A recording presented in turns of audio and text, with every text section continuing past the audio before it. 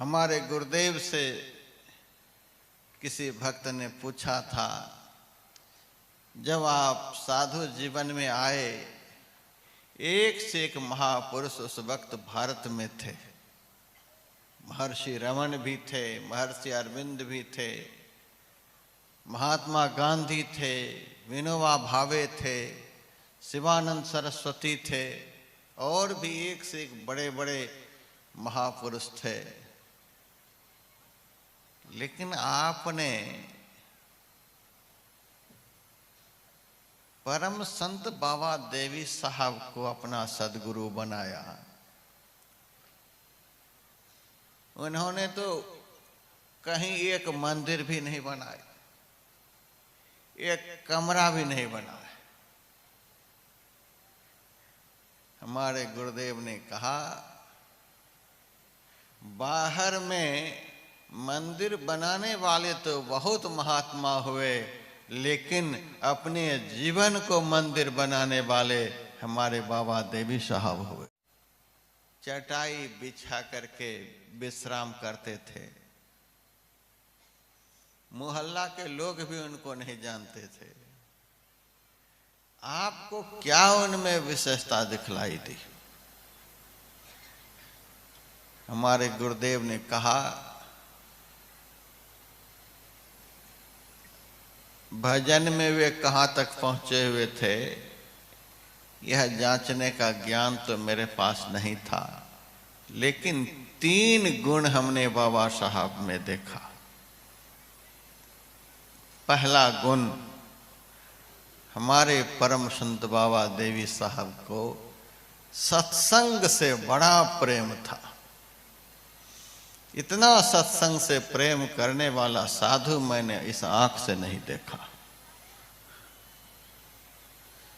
सुबह से शाम तक, फिर शाम से सत्संग सुनाते सुनाते एक भी श्रोता जब तक उनके सामने होता था तब तक सुनाते ही रहते थे। लगभग रात्रि के 2-2:30 बजे तक सुनाते ही रहते थे। ऐसा सुनाने वाला मैंने आज तक नहीं देखा। ऐसे दादा के हम पोते हैं, लेकिन हम तो पता लगवाते हैं कि पंडाल में कोई आए भी हैं कि नहीं आए हैं, कितने लोग बैठे हैं। जब कुछ संख्या बतलाते हैं तब हम उधर से चलते हैं। यदि कोई कह दे कि एक ही आदमी पंडाल में है तो हम गेट पर से हाथ जोड़ लेंगे। लेकिन हमारे दादा गुरु परम संत बाबा देवी साहब ऐसे उदार, ऐसे महान साधु थे जिनको प्राणी मात्र से इतना प्रेम था। एक भी सुधर गया क्या कम बात है? एक को तो सुधार नहीं पाए, 1000 को सुधारने के लिए चले हुए हैं।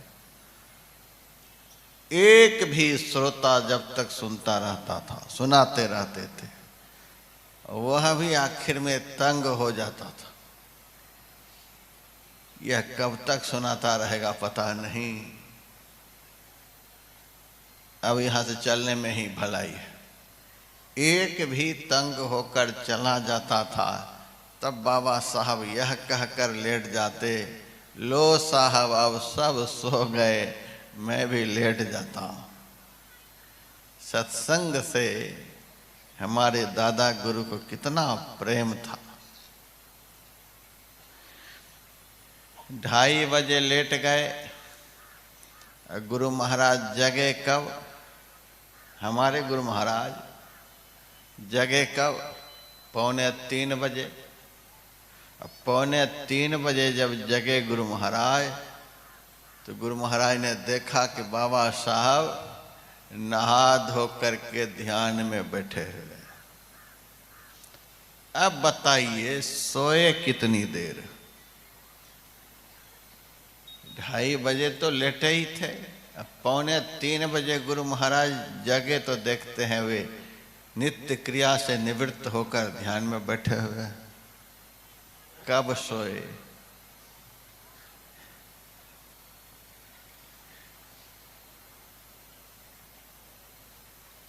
पहला गुण, हमारे बाबा साहब को सत्संग से बड़ा प्रेम था।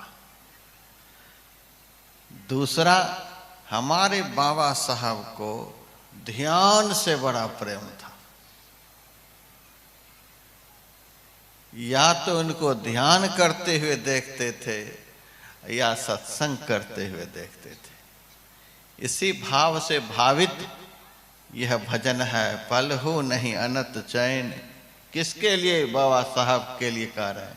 किसके लिए कह रहे हैं गुरुदेव? बाबा साहब के लिए कह रहे हैं।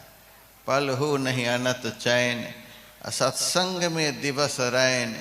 सर्व जगत सुख देन, भक्त जन उदाहरणम।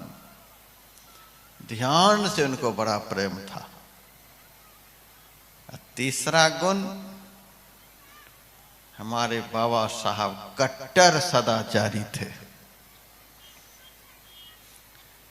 जो कभी झूठ बोलते हैं, कभी सच बोलते हैं, दोनों चल रहा है। वे तो सामान्य मनुष्य हैं जिनसे पांचों पाप ही निरंतर होते रहते हैं। उनको तो मनुष्य कहना भी व्यर्थ है। जिनसे 5 पाप में से एक भी पाप नहीं होते, उनको सदाचारी कहते हैं। और जो स्वप्न में भी कभी कोई पाप नहीं करते, उनको कट्टर सदाचारी कहते हैं। जगे हुए में सदाचार का पालन हो रहा है। स्वप्न में किसी जन्म के कुसंस्कार के कारण गलत स्वप्न हो गया, लेकिन परम संत बाबा देवी साहब कट्टर सदाचारी थे। ये सब गुण हमने बाबा साहब में देखे, तब उनको सदगुरु बनाया। और हमारे गुरु महाराज कैसे थे? इन गुणों में कभी जीवन में हमें कमी दिखलाई दिए? गुरु महाराज को भी हम लोगों ने सारे जीवन इसी गुणों से गुणान्वित देखे।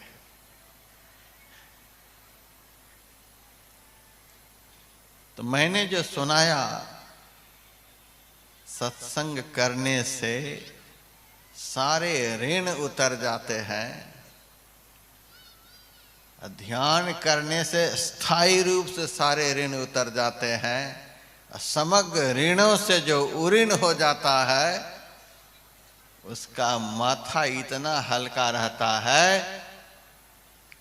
कि उनकी शरण में भी कोई पहुंच जाए तो उनका भी माथा हल्का हो जाता है। अकेले ही संत समग्र विश्व के माथा को हल्का करने में समर्थ होते हैं। कितना विशाल परिवार गुरु महाराज का, तो भी माथा हल्का। मैंने धर्म ग्रंथों में पढ़ा है, जिस दिन सच्चे सद्गुरु किसी को अपना शिष्य बनाते हैं, तो उस शिष्य के जीवन का सारा भार अपने माथे पर उठाकर रख लेते हैं। दोबारा भी सुनिएगा। दिन रात हाय हाय हाय हाय हाय हाय जब कर रहे हैं, दोबारा सुन लीजिए। पहुंचे हुए संत सद्गुरु जिस दिन किसी को दीक्षा देते हैं, अपना शिष्य बनाते हैं, उस शिष्य के जीवन का सारा भार उठाकर अपने माथे पर रख लेते हैं, ताकि हमारा शिष्य निर्द्वंद होकर भजन करे। अब वह चिंता नहीं करे। और इसी भाव से दीक्षा लेना भी चाहिए। अब सौंप दिया इस जीवन का सब भार तुम्हारे हाथों में। दीक्षा लेने के लिए जाएं तो अपने बगल में बोझा मत रखें, फिर तो दीक्षा ग्रहण करना व्यर्थ है। शिष्य का धर्म बनता है कि जिस दिन हम दीक्षा लें उस दिन अपने जीवन का सारा भार सद्गुरु के चरणों में समर्पित कर दें। अब सौंप दिया इस जीवन का सब भार तुम्हारे हाथों में। अब जीत तुम्हारे हाथों में, अब हार तुम्हारे हाथों में। आपा सौंप कुम्हार को, जो कुछ होए सो होए।